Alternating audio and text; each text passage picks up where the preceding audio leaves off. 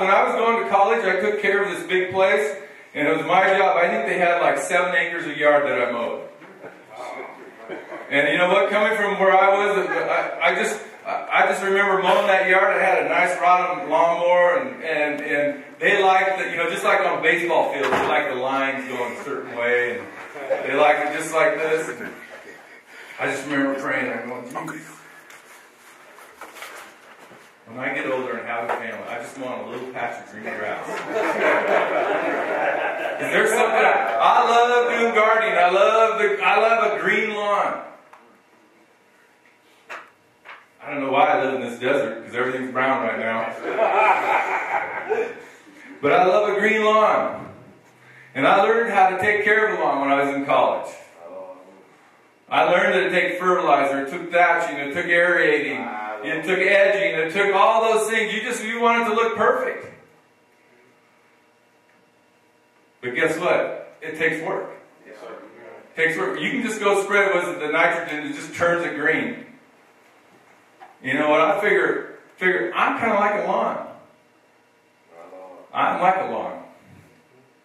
I can look good from the road, but guess what? There's times it needs to be thatched. Have you ever driven by one, seen a nice green lawn, and I'll see you walk up and you go, ooh.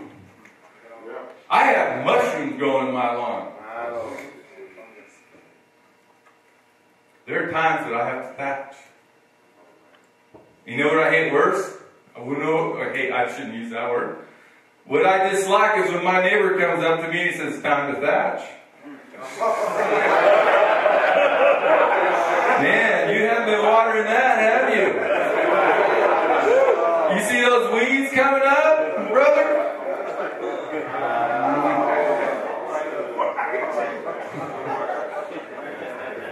Time to thatch. Nobody likes it. Especially if you love it when your wife tells you. Well, that neighbor's yard sure looks a lot greener than ours.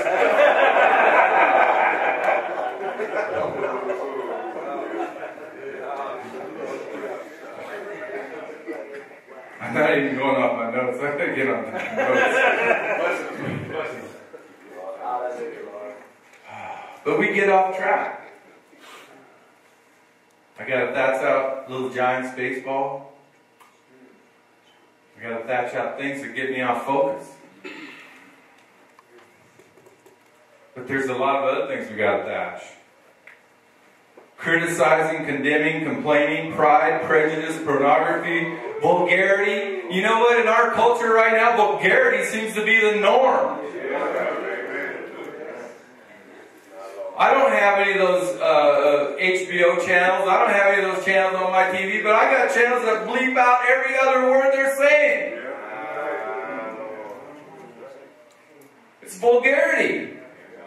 It's common. We accept it.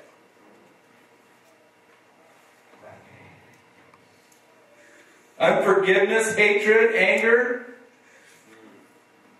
You know what? I got to tell you, I had some anger. When that man took his kids in there to his house and cut them up and blew them up, I had a righteous anger in me. How would a father treat his kids like that? I was angry. So there is good anger. But I expressed it and I gave it to my Savior Jesus and released it. I don't want that anger just festering in there. Get rid of that anger.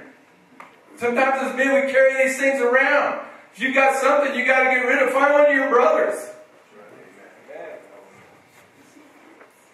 Gossiping and lust. We could go on and on. All those could be a sermon in themselves. All those we could be here for hours upon hours upon hours.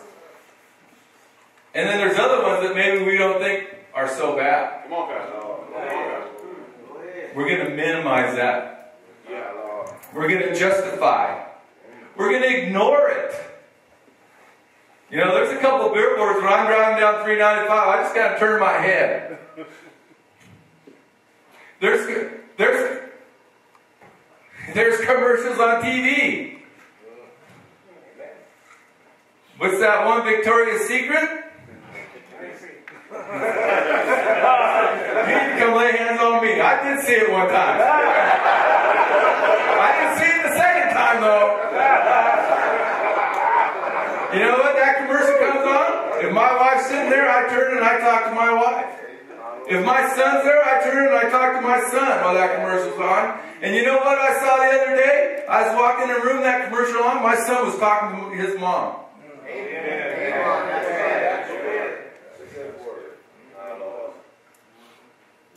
Thatch it out. Come on, Pastor.